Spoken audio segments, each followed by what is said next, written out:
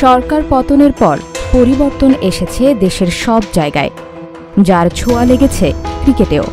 প্রভাব পড়েছে বাংলাদেশ প্রিমিয়ার লিগেও। ফেরত যাচ্ছে পুরনো বেশ কিছু ফ্র্যাঞ্চাইজিস, নতুন করেও আসতে যাচ্ছে কেউ। সেই সাথে অনিশ্চয়তার সর্বোচ্চ শিরোপাজয়ী কুমিল্লার ভাগ্যে। এবারের বিপিএলের বড় ধাক্কা হতে পারে কুমিল্লা ভিক্টোরিয়ান্সের না থাকা। 4 বারের শিরোপাজয়ীদের এবার না থাকার সম্ভাবনাই প্রবল। সাবেক অর্থমন্ত্রী মোস্তফা কামালের মেয়ে নাফিসা কামাল ছিলেন যার দায়িত্বে। তবে সরকার পতনের পর তিনি আড়াল হলে কুমিল্লার ভাগ্য পড়ে গেল অনিশ্চয়তায়। সাবেক অর্থমন্ত্রী মুস্তফা কামাল তার স্ত্রী কাশ্মীরি কামাল ও মেয়ে নাফিসা কামালের ব্যাংক অ্যাকাউন্ট জব্দ করার নির্দেশ দিয়েছে বাংলাদেশ আর্থিক গোয়েন্দা বিভাগ।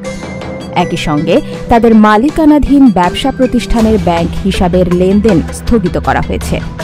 বিপিএলের পরবর্তী আসর শুরু হওয়ার কথা 2025 সালের জানুয়ারি মাসের প্রথম সপ্তাহে। 11তম এই আসরকে সামনে রেখে এর মাঝেই ফ্র্যাঞ্চাইজিদের সাথে যোগাযোগ শুরু করেছে বিসিবি। সবকিছু ঠিক থাকলে চলতি মাসেই হবে প্লেয়ার্স ড্রাফট, যেখানে চমক থাকছে নিশ্চিতভাবেই। বিপিএলে ফিরছে পদ্মা পাড়ের রাজশাহী। দীর্ঘ অপেক্ষার পর প্রত্যাবর্তন ঘটছে সাবেক চ্যাম্পিয়নদের।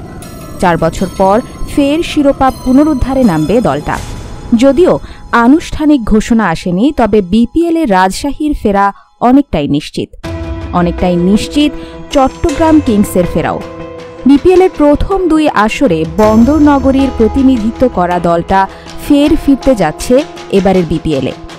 এই নামেই 2013 আসরের ফাইনালে খেলেছিল চট্টগ্রাম।